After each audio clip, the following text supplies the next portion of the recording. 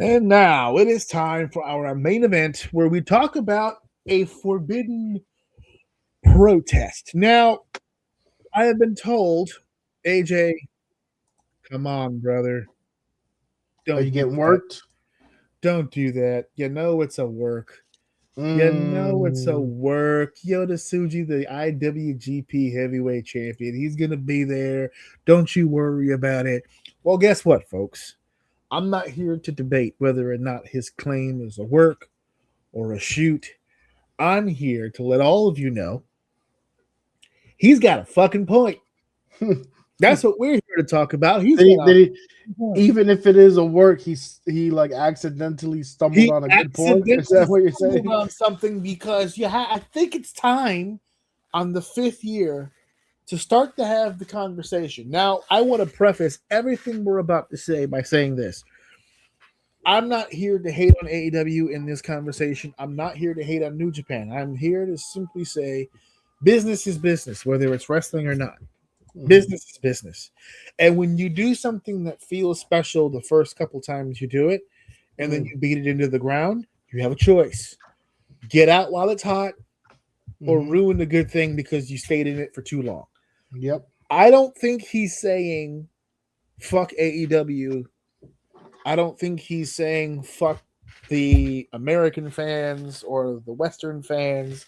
I don't think that's what he's saying. I think what he's saying is that New Japan Pro Wrestling right now, currently, is in the middle of a complete makeover. They're trying to build. If I'm not mistaken, a lot of the well established old heads have moved on, and now we're left with They're all young on blood. fucking they're all Yeah, on fucking young. AEW and WWE now. Yeah. All their top stars all left, so they're in kind of a rebuild mode, which is not again no shade, no disrespect. They're in a rebuild. It's not their first time doing this. They've lived since 1972. They've had many regimes where they've had to kind of reshuffle the deck, build some new stars, make some new figures in the sport for people to follow for New Japan. It's not a new thing. They just happen to be in the midst of it. When Forbidden Door first started, there was a lot of dream matches on the table. Okada was in Japan. Will Ospreay was on Japan. Naito was on Japan. Tanahashi was still in the ring. And then to go against some of the American superstars, it made sense to do Forbidden Door because it was at the time truly forbidden. It was a thing that didn't happen a lot where mainstream companies would get together live on pay per view. It was Mm, a spectacle, it was a thing. The problem is, due to that exposure, a lot of New Japan talent left because what happens is they either went to AEW because it was a direct pipeline. You're already working with them. You have communications with them. They're already seeing your work. All Tony has to do is flash his credit card and we're straight. If that didn't happen for some talent to go to AEW, that exposure from AEW, meaning being on AEW pay per view, got them seen by WWE. I don't mm. think there is a Penta and a Ray Phoenix and a Royce Keys. No, Royce Keys is an American. What I'm saying is that a lot of those foreign talents that came from other countries that came to the AEW Forbidden Door pay per views all got seen by WWE people. So Mm. even if they didn't go to AEW, they took contracts with WWE. So New Japan, I don't want to say has been gutted, but they're in the middle of a rebuild right now. So he could be working, it could be a shoot, it could go either way. But the fact that the champion is stating out loud that I'm not worried about AEW because it's my job right now to reestablish this company Mm. here at home where I it love it. matters most because we're not filling up the Tokyo Dome anymore. If we lose, what good is a merger or a cohabitance with another company if we can't keep our shit together here where we are? And to me, that makes really good sense. That makes good business sense. That other thing is supposed to be an extra thing. It's a one time a year thing where we go and we make a little bit of cash and get a little bit of exposure. which I heard someone else say the other day. They say, well, it really does help them to do the AEW pay-per-views because it exposes them to Western audiences. No, it doesn't. No, it doesn't. The people who watch AEW's pay-per-views kind of already knows about New Japan. There's nobody walking the streets in New York saying, "Man, did you catch that last New Japan show?" It's just not. It's just not happening. They're really expanding the market. If anything, they're making some money on the live gate and on the pay-per-views for the dream match aspect, but they're not really increasing their audience, which is probably why he's sitting here saying that should not be a priority. We should be prioritizing this right here, our home base with our home fans and our culture and what we do here and building that. And I believe, because if the case is that you lost people because of it, if that's the theory, you're kind of stuck in a vacuum, right? Like if they took all your good people, you're doing it for publicity to get more people to watch you. But if they start to see people that they like and get offered big money, you're just gonna. If you're using it for people to see you, but then the people that are being seen are being taken, it's like you're caught in this infinite debt loop where you just can't get the people to see your people where you're at because they're watching them on their platforms. So, yeah, it's pretty. I agree with what he's saying. If he can make it happen. Yeah, how many people who watch the AEW pay-per-view don't have a membership to the New Japan streaming service to watch more New Japan? And does this pay-per-view increase that revenue? It doesn't. The people who watch wrestling that hardcore are either watching New Japan or they're not. I am a longtime fan. I watch a lot of wrestling. I don't watch New Japan all the time. I definitely don't watch it enough to validate a subscription for the service. I catch what I can when I can, but I don't watch it all the time. There are some diehards that will go to sleep and set their alarm and wake up at 3 a.m. so that they can watch Wrestle Kingdom live as it happens. Great, but that's not a large group of people. So what he's saying, that's why I'm saying I don't think he's telling everybody to fuck off. I think he's just saying right now we should be prioritizing this. They need to figure out a deal with someone at the end of the day, because if you want the hardcores are gonna come. Regardless. If you want fresh new blood, you gotta get. I know this is. I am making this sound way easier than I know it's not easy. You need to get on a Netflix. You need to get on a Paramount Plus. You need to get on an HBO Max. You need to get on something where the traffic is there and it's a click of a button. I'm sorry, that's the world you're in right now. The AEW was under the impression that they are, because every time that they advertise their shows, they always plug the HBO Max.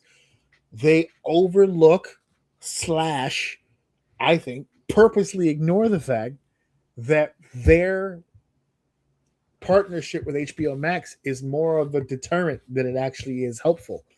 I'm an HBO Max subscriber. If I had access to the pay-per-views, I would watch them because I'm not paying anything extra, but they're charging you more on top of the subscription, and not $20 to watch the pay-per-views. If I'm not mistaken, I think it's like 30. Yeah. So I'm not doing that. I mean, even for what's crazy too? Yeah. I'm gonna say this. That's not a bad price for the content you're getting. No. $30. Listen, if you're a wrestling guy, $30 for the amount of wrestling that they give you. And I even went on record last time we talked about their pay-per-view. Their talent is a lot better. So it's not the entertainment that you're getting for $30, especially if you're a wrestling fan. I don't think the value is bad. It's become a mind game now, right? Like, I can pay the 30, but I don't want to pay the 30. Yeah, Like I I know. already paid for this service. So you're basically whatever agreement you have with HBO is literally just to advertise your shit in front of more people. But if I'm going on HBO Max, it's not to be sold something. I'm here. I bought this already. I want to watch this. I'm not trying to buy something else. That's crazy. It's like I'll never buy something off of YouTube. You ever see those things where it's like if you search like a show or something, and usually at the top they're like, you can buy this series for whatever, and you can watch all the shows. I'm like, or I could click the next one under that is like 4 episodes for free. Like, what the fuck are you talking about? I'm not doing that. To me, it's like the same mindset. Like, I paid for this already. I'm not paying for more. I'm not doing it. It's nice to have on the flyer that it's available on HBO Max, but it's not available on HBO Max. It's the same service you were using before, just on HBO Max. It's a per diem price. So like, I don't know for sure if the pay-per-view aspect is actually helping business. I don't know the numbers, but I can almost assume that it's not. Not in the way that I think they hope that a relation, like not in the way that Netflix is helping WWE. And Netflix is not even housing the pay-per-views. ESPN houses the pay-per-views. And Netflix has the old pay-per-views. I have a habit of putting wrestling on the background whenever I'm doing something intense and I want to kind of keep my mind off of what I'm doing. Like, for instance, my son just graduated from elementary school. He is now going to be a middle school student. So we got him this brand new wood-based desk that is, because we're giving you his old desk, the kid one. He has an adult one now, the big one, and it's got a LED. It's got like the LED strip, so it lights up. It's got plugs for chargers. It's a nice computer chair. Yep, it's one of these computer chairs. Let's go. He's got a whole. He's a man now, and it took me a long time to put it together. And what sucks is that we didn't want him to see it. Wanted to surprise him. So we waited for him to go to bed Thursday night. He was graduating on Friday. We put him to bed Thursday night. So I didn't start till like 9 with the desk and all of the extra shit we bought for the desk, like charging docks and stuff like that. And then the chair. I was up till 2 a.m. putting that shit together. But that whole block. Come on, stop playing. You know that shit was fun. Building awesome. Your son's first desk, dude. Come on. It brought back memories when I put together his first crib, because it was the same process. I had the wrestling on in the background. I had a beer with me, and we're just doing it. Alan wrenching it up, and then he's just so crazy. Funny. It's funny. Sidebar: we bought when he first got, he was doing a lot of laying, and I'm like, these kids gonna get a fucking bed sore. We need to find something so we can sit him up. So we got those just a little seat thing that you can like plop him in, and he kind of like sits up. He doesn't really have to hold himself or anything. And we got the box, and Nora starts opening up. I'm like, what are you doing? And she's like, well, I'm gonna start putting it together. I said, if you don't fucking get out of here, that's the first thing I'm gonna build in front of my son. Get the fuck out of here. Like, what are you doing? This is man shit right here. Yeah. Get me a beer. I'm gonna build this thing that's gonna take me 5 seconds, but it reminds me. My wife tried that too. She goes, so when are we starting? I said, who the fuck is we? We aren't doing shit. This is I get one of these. You're going to bed. You're going to bed. It's me. It's me. It's this desk. And for the first 3 hours of me putting this desk together, it's 1998. Oh WWE, my god, dude! Over the Edge, Stone Cold Steve Austin versus Dude Love for the WWF title. Get the fuck out of my way. Yeah, and then for those of you at home that were wondering, it's only a 3-hour pay-per-view. You were up for 3 more hours. What did you do? Old school NWA Ric Flair and Kerry Von Erich in Texas Stadium, baby. We took it back to the Crockett promotion days. Actually, no, that's a lie. That's World Class. Took it back to World Class. Took it to Dallas, to the Fort Worth area, baby. And I'm clanking away. Buh, buh, buh. Now, you can't keep his ass out of that goddamn computer. I was going to say, do you like it? Like it. when we watch stuff in my room, he brings his computer chair to the room. He wants to sit in his chair at all fucking time. So it's a beautiful thing. So do you see? Do you now? So now, do you see how bad AEW structure is? Because we completely fucked off on that. Started talking about computer desks. No, but instead of having to pay more on HBO Max. So yeah, but that goes. The reason why we slid kind of into that is because of the overall theme of added expense with the goddamn HBO Max, which brings us back to the another point, which was he wants to protect his asset. That's what this really comes down to. 100%. He worked out some type of weird ass deal that still gave him a little bit more control, maybe even a little bit more profits, I would argue. But then it's like, yeah, sure, but you're going to have to sell it for yourself then. You can house it here, but you're selling it. Yeah, you're not cutting into our fucking subscription prices with that shit. I love the fact that some of the talent has stepped up, like Will Ospreay and a few people from New Japan that were like, I don't know, it sounds more like you're trying to duck competition. I think that's what made people start to feel like it was more of a work, because it felt like people were challenging him as a heel. Because they're like, oh, you're just ducking competition. You don't want to take it overseas. You're supposed to be the IWGP heavyweight champion, which makes you the best wrestler in the world. You should be wanting to go against the best wrestlers in the world and blah, blah, blah, blah, blah, blah. So I think that's why people are leaning more towards it being at work. I'm neither here nor there. I don't care which what it is. Hey, listen, if it works, it works. He has a good point. But listen, at the end of the day, what is I don't know what work is. I'm just saying, if it works, it works. But what's the goal? Okay, let's say he caves. More people eyes on New Japan is the goal. Right. I would imagine. I would assume that's the goal too. But if that's the goal, I don't necessarily know if being on the Forbidden Door pay-per-view helps with that goal. Because I don't think that's going to bring more eyes to New Japan Pro Wrestling. If you talk shit and you're pretty much saying, fuck those guys, like, I'm worried about my company, someone big enough talks enough shit to get him to go over there and he wins and then pretty much talks that shit like, I'm that guy, it could work. I don't know if that's the route I don't know if it because it doesn't even feel like it does, like it works, but I don't know.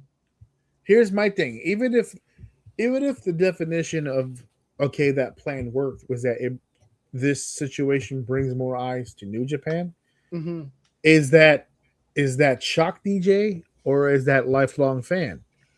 Because that's another thing. You could pop a number for Forbidden Door and you might generate interest. It's like the New Year's resolutions when people go, oh, it's New Year's, I want to make a resolution. I think I'm gonna start going to the gym. I think I'm gonna get in better shape, take care of myself. And then they go for like 2 weeks and then it stops, right? Same deal. He talks a bunch of shit. Ospreay and a bunch of people jump on his case, creates a buzz. He ends up caving. I'll put the title on the line against anybody at AEW. There's a title match at the show, generates a buzz that might lean over more towards keeping an eye on him in New Japan for a few weeks. And then what do you have? You're back to the original audience. What's the alternative? If it's not a work and he stays true to his word, what can he... if you're not putting yourself in front of more eyeballs, what are you doing to get people to watch your show? Because I think they run into the same problem. Like I said, they're not on an easy to access platform, and I gotta pay for the content. So what's making me dig into my wallets if you're not putting yourself in front of the most eyes that you can? I think that's what changes the goal. Because I think if you're talking about why should he do Forbidden Door, I think the goal for that would be to get more eyes on the product. If he's choosing not to go to Forbidden Door, I think it's because his goal is not to get more eyes on the product, but to resettle the foundation of where he's at. I don't want to extend out right now and worry about new eyeballs. We're under construction. I want to spend more time at home and focus on regaining the eyeballs we've lost. Yeah. Because of the product that we've been putting out. I think what pushed New Japan over the top in other places was how strong their fan base was at home. I don't Sure. think he feels they have that anymore. Mm-hmm. Let's worry about our home, and then we can invite guests. I guess that makes sense because all the big guys that left, if their Gutted. fans left They were too, gutted. Yeah. then The fans went with them. That's one less thing they have to pay for because now they don't have to pay for that product anymore. They can just watch AEW. Yeah, it's a whole nother thing. So Right. that's fine. I don't have a problem with that other thing. But as the champion and the leader of this company, I'm worried about this product. I'm not worried about what's going on over there. Even if it's a one night thing, which is what Forbidden Door really is. So as far as people going, well, you should want to challenge the very best in the world, he's saying to himself, how about I create better wrestlers in New Japan? Because then we'll have a whole gaggle of wrestlers that are the best wrestlers, and then we won't have to worry about me having it. Because remember, up until recently, not really recently, maybe like the mid 2010s, Japan didn't have a lot of access to the States. There's so many legends in Japan that never wrestled in the States. It was always its own thing. And the closest that we ever got as Americans is when our Americans went to Japan. Mm-hmm. Now we live in a world where it's kind of both ways. The highway now runs both ways. Japanese guys come to the States, guys from the States go to Japan. It's not really all that special anymore. It happens all the time. And that might be, to me, another reason why he wants to kind of pull back on that, because we've been giving them too much access. They see how the nuggets are made now. We don't feel special to American audiences anymore. Now we're just another company. So let's go ahead and pull back from that. Let the thirst, let the hunger build to see more of us. And in that time period, build stars that they're going to want to see when that hunger and thirst builds up. I might be reading into all this, but that's what it sounds like to me. So, I mean, people can feel however they want to feel about it. That's how I feel about it. I don't think he's wrong. I don't think anybody from AEW was wrong either. They want the IWGP heavyweight champion there. It doesn't make sense to have all this wonderful New Japan talent and not have the champion there. But, and I've seen counter arguments, New Japan does have a global champion on the roster. They have a belt for the global championship. Send the fucking global champion over there if he's down to go.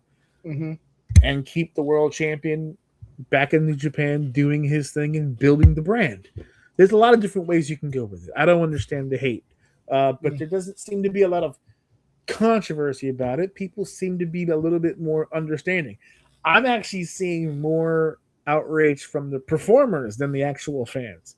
So it can go either way. I understand both sides. It is what it is. But I see what he's saying. It makes sense to me. So